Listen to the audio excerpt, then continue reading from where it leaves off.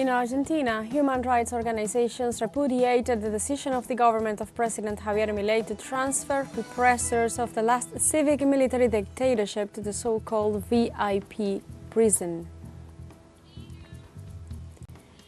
U.S. President Donald Trump announced that Secretary of State Marco Rubio will take over as Interim National Security Advisor, replacing Mike Waltz. And in Palestine, the civil defense of the Gaza Strip reported that 42 people were killed in new Israeli bombings.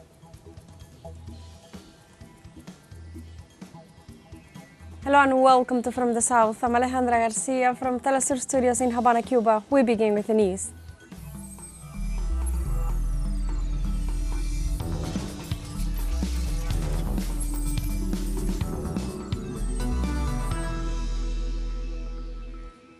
In Argentina, the Board of Human Rights Organizations repudiated the decision of the government of President Javier Milei to transfer repressors and figures of state terrorism during the last civic military dictatorship to the so-called VIP prison. Repudiating the decision of the Minister of Security, Patricia Bullrich, to transfer Alfredo Astis and other repressors, the board demands trial and punishment, common and effective prison for genocides. They also made a call to the judicial authorities so that those responsible for crimes against humanity do not see their sentences reduced in any way. Among the organizations that make up the board are Madres de Plaza de Mayo, Founding Line, Permanent Assembly for Human Rights, and Commission for Memory, Truth and Justice. In Uruguay, President Lacalle Pou's administration recorded losses of up to $250 million with debts of the same amount, according to official data from National Fuels, Alcohol and Portland Administration, ANCAP. Minister of Industry, Energy and Mining, Fernanda Cardona, ratified the economic data of ANCAP, which has accumulated a debt of $255 million. Opposition officials confirmed the figures but blamed them on a refinery shutdown for maintenance. Meanwhile, government claims the figures are a result of poor management by previous administration. The debate in Parliament reflects political tensions as the new government seeks to refocus its strategy to restore financial stability to the state-owned company. Primero, aclararles, a comentarles. To clarify and tell you that we came to reaffirm what we said on the press conference with the President of the Republic and the President of ANCAP. The numbers that we gave and communicated and that we were exchanging with the President are based purely and simply on what comes out of the balance sheet. That is, they are balance sheets that were not made by our administration. They are balance sheets that were enclosed by the previous administration and obviously the equipment of ANCAP technical reports that later, as you well know, are published in the web page and are of public access for all the people.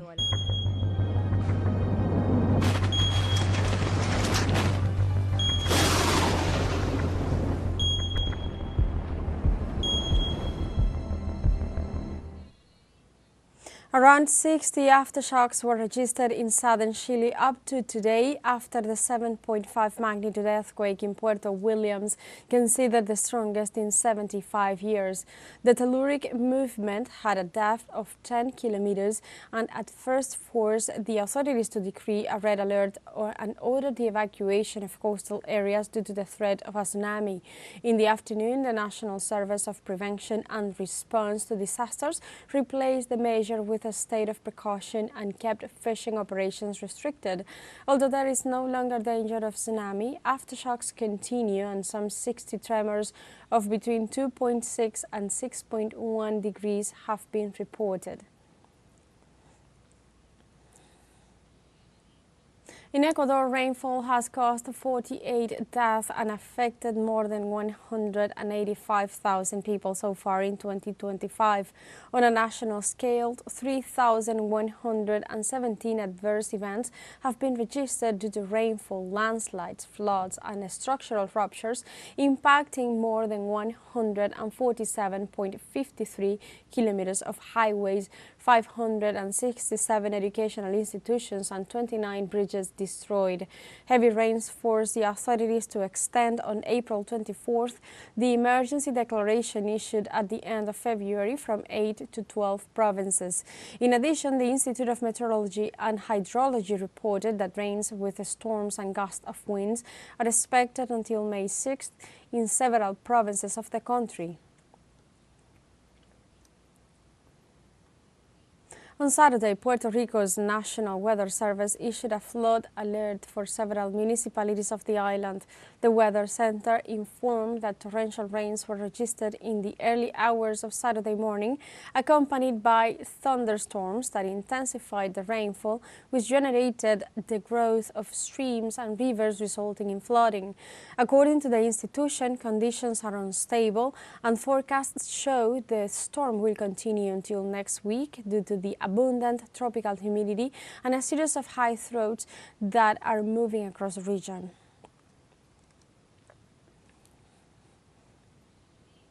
In other news, the Brazilian government launched a new social program to provide housing for homeless people.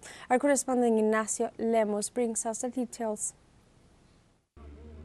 Every night, about 80,000 people sleep on the streets of Sao Paulo, in the Brazilian city with a GDP equivalent to that of a country. The neoliberal governments are failing to respond to a housing crisis that is growing every year.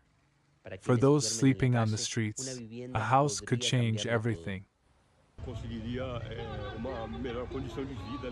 I would get a better life condition. I would get a job, rebuild a family. Have a dignified life, because today the condition that not only I, but many people in Sao Paulo are in is inhuman. We are under the sun, under the rain. We are hungry, thirsty. Today, if we ask for water in the places, we are harassed.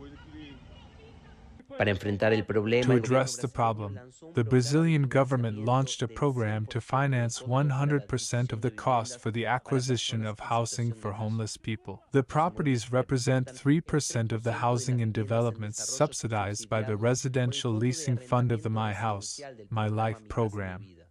The measure will include comprehensive actions to guarantee employment and school attendance for the children of the program's beneficiaries.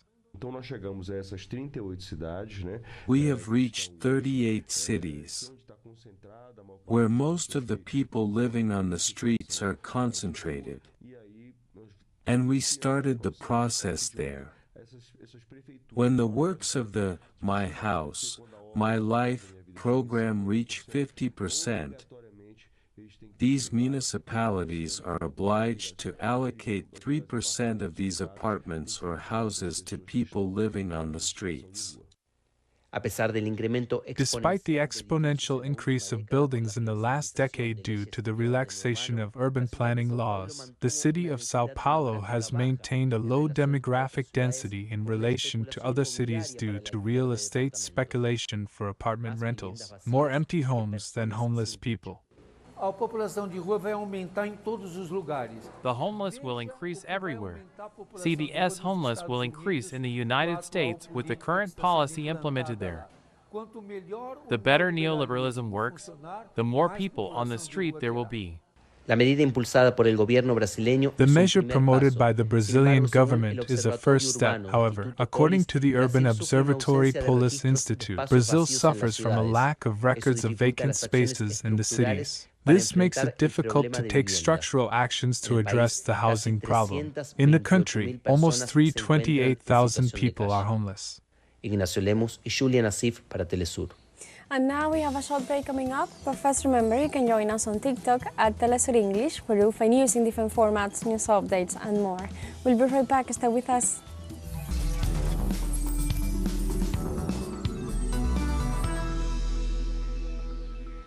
Welcome back to From the South.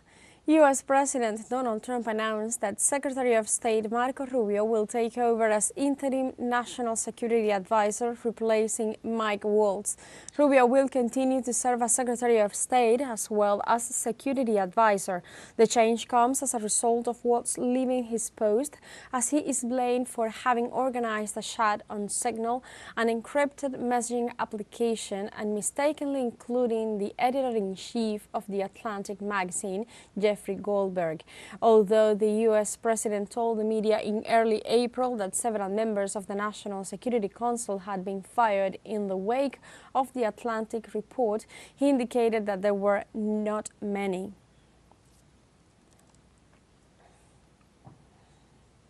Ministers of Tourism and authorities of the Bolivarian Alliance for the Peoples of Our America People's Trade Treaty, ALBA TCP, met in Havana, Cuba to discuss the new challenges in the tourism sector. The meeting takes place after the International Tourism Fair 2025, which was being held in Havana from April 30th until this Saturday. It is expected that some airlines will join the work tables, where the proposals of the bloc will be defined with a view to strengthening regional interconnection and evaluating the progress and compliance with the agreements signed. In Colombia, President Gustavo Petro led the handing over of 4,741 acres of land to farming families in the south of the department of Cesar. During the ceremony, the head of state highlighted that during his administration, Colombian farmers have been provided with 562,000 hectares, marking progress on the road to agrarian reform. Petro explained that this commitment, part of the peace agreement signed between the Colombian Armed Forces and the government in 2016, will require another presidential term to honor the delivery of the 3 million hectares agreed upon. He emphasized that the only way to vindicate the rights of the majority of impoverished families is by uniting these sectors in an unwavering political decision. In Ecuador, the Citizens' Revolution movement appealed to the Electoral Court after the National Electoral Committee denied them the right to review the 2025 presidential election results. The political movement demanded that the electoral authorities analyze its claims and objections with the purpose of clarifying the anomalies that occurred during the counting process. It was requested that an integral review be made of the inconsistencies detected with complete access to the documentation. Also, nullity or rectification of the results in the circuits where errors were found. And finally, warranties of due process when considering that the National Electoral Council did not pay attention to their claims and if irregularities were found, to correct the official computations. The president of the National Congress of Honduras, Luis Redondo, condemned the attempts of the opposition to cover up the crimes of the 2009 coup d'etat against Manuel Zelaya. Redondo denounced that the opposition tries to manipulate the truth to protect those responsible for crimes such as homicides, torture, and treason. His statement responds to the controversy generated by the incorporation of the book The Coup of June 28th, Transitional Conspiracy, into the educational system. In this regard, the Minister of Social Development, Jose Cardona, explained that the book is not compulsory reading, but seeks to provide historical context about the 2009 coup. Redondo also urged the population not to be fooled by distorted narratives that seek to minimize the human rights violations that occurred during the constitutional rupture. The number of fatal victims increased to 233 after the collapse of the Jet Set nightclub in the Dominican Republic following the death of a woman who had been hospitalized since then. The 35-year-old woman died in hospital where she had been taken with serious injuries aggravated by kidney problems. The roof of the club collapsed on April 8th, while the popular Dominican merengue singer Ruby Perez, who also died, was singing in front of hundreds of people. According to the authorities, 221 people died instantly, while the rest died in the health centers where they were taken. The tragedy, the worst to hit the country in decades, left another 180 people injured.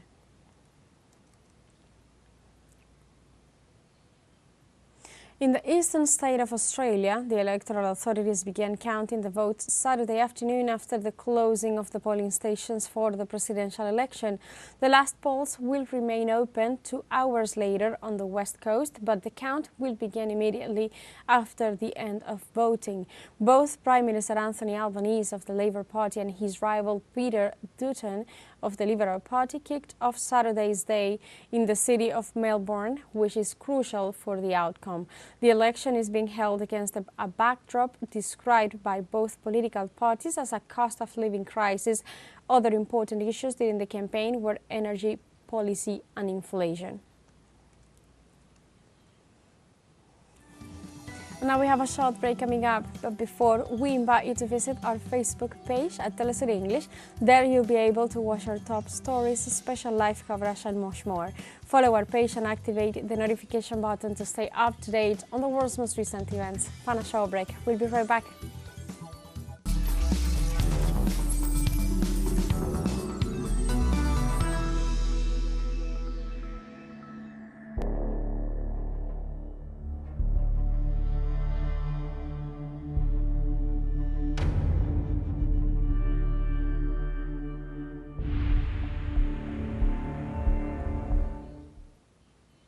Welcome back. The civil defense of the Gaza Strip reported that 42 people were killed in new Israeli bombings in the Palestinian territory devastated by war and subjected to a total blockade by Israel for 2 months.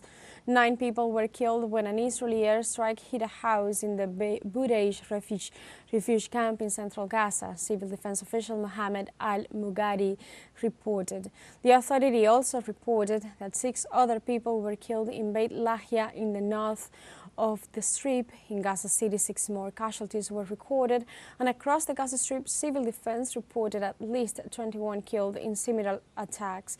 The agency had announced on Friday afternoon 3 more near Khan Yunis.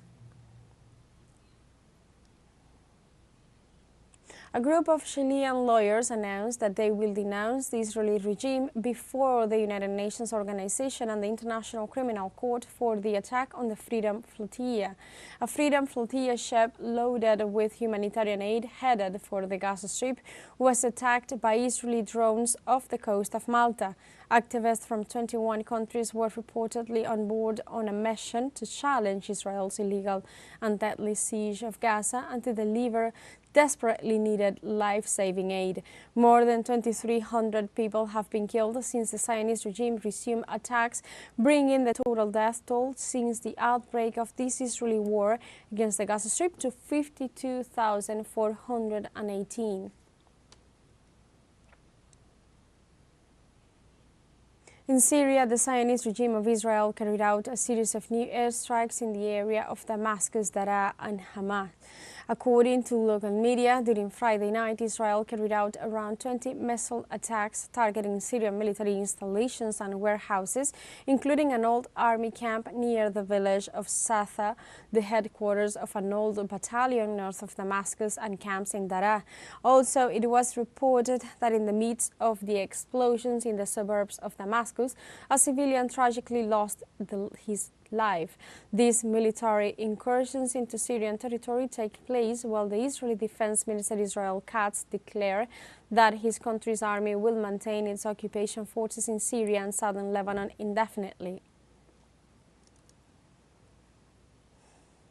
Yemen announces a blockade of U.S. oil exports in response to its attacks against the country. The Yemeni Humanitarian Coordination Center announced that it will establish a resolution in response to the recent airstrikes by the U.S. against civilians and infrastructures of the Arab nation. Meanwhile, he stressed that companies that oppose this resolution will be included in the list of sanctions of aggressors against Yemen. The procedure is expected to take effect from May 17th. Sierra Leone has seen a new surge in monkeypox infections, recording 1,140 cases and 9 deaths since the start of the year. The country began vaccinating children from the age of 12, high-risk people and exposed healthcare workers in early April after receiving 61,300 doses from the World Health Organization. According to Desmond Maada Kambai, who leads the Health Ministry's vaccination program, so far 2,500 people have been vaccinated. Mpox is caused by a virus from the same family as smallpox, manifesting in a high fever and skin lesions, first identified in the Democratic Republic of Congo in 1970. The disease had generally been confined to a dozen African countries. Today, Sierra Leone proudly stands as a beacon of progress in the fight for equitable vaccine access. Our national immunization coverage has consistently improved, and we have made significant gains in reducing childhood mortality and preventing vaccine-preventable diseases.